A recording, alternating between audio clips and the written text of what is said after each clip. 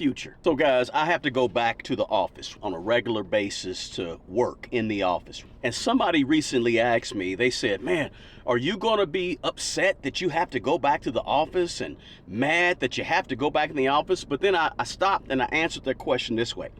I said, let me ask you something.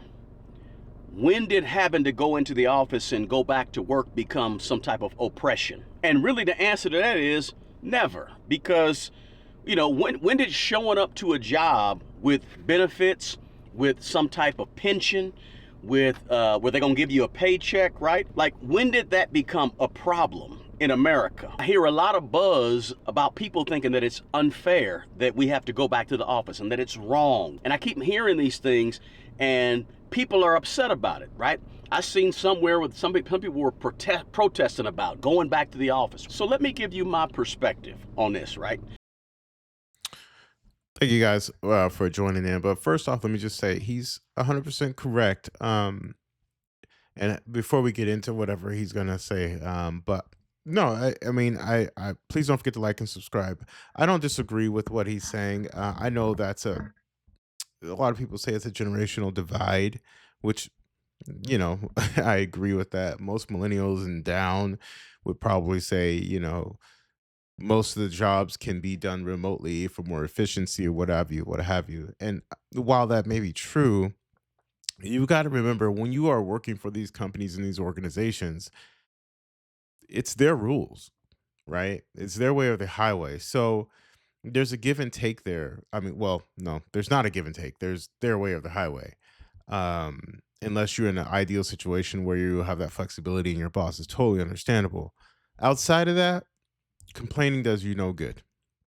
If you don't like it, you can find a new job, or create your own business or something like that to where you don't have to rely on what someone else is doing. But I agree with what he's saying in this first part. Let's see what else he has to say and let's continue to unpack it. And, you know, I'm what same smart money, bro. Looks like he has quite a bit of following, but this is one of the first videos I've seen of his. So let's take a look.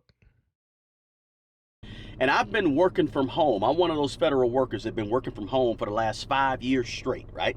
That means I've had the privilege to sit in my own house, wear whatever I want to wear while I work, cook my food in the kitchen, and not have to fight through traffic in the morning, not have to get up 2 hours early to get ready, right?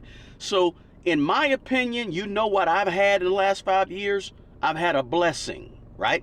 That's just grace, right?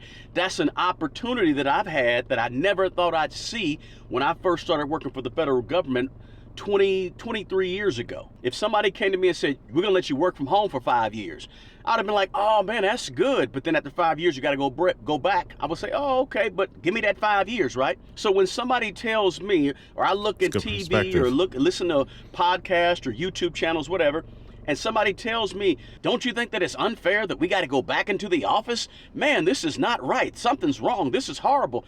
My answer to them is simply this. Unfair compared to what, right? Is it unfair to somebody who doesn't even have a job right now, which there's a lot of people out here struggling and don't have a job or are looking for a job?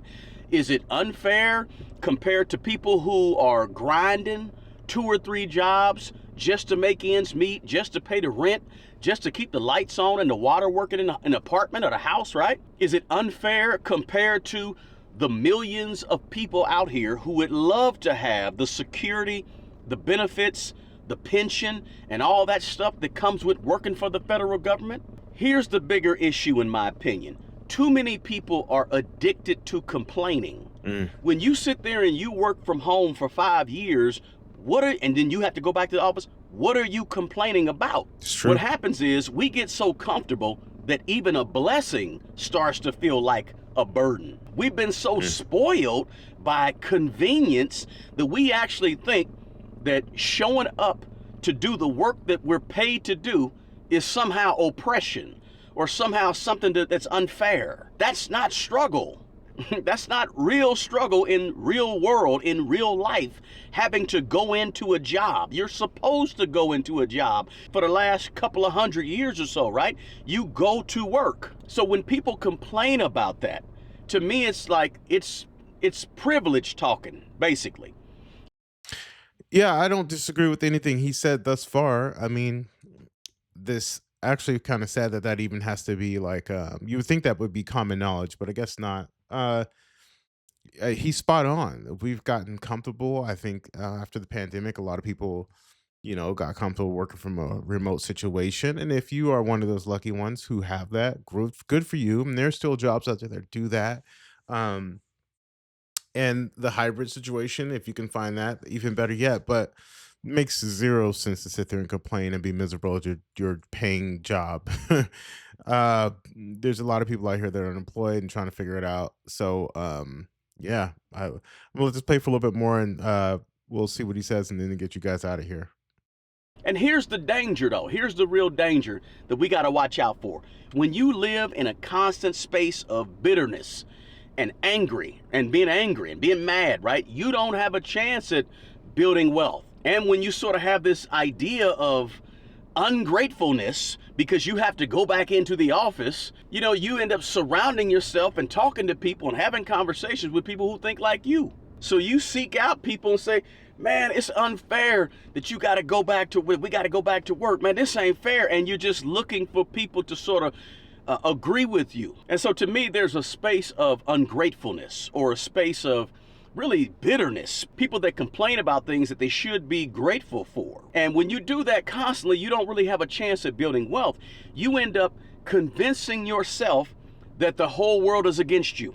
You have this anger, this mad, you're bitter, you're upset. There's nothing wrong with seeing an issue out in the world, in my opinion, seeing an issue out in the world and saying, you know what, I'm gonna fight against that issue. But listen, a lot of people that do a lot of complaining, they ain't fighting against nothing.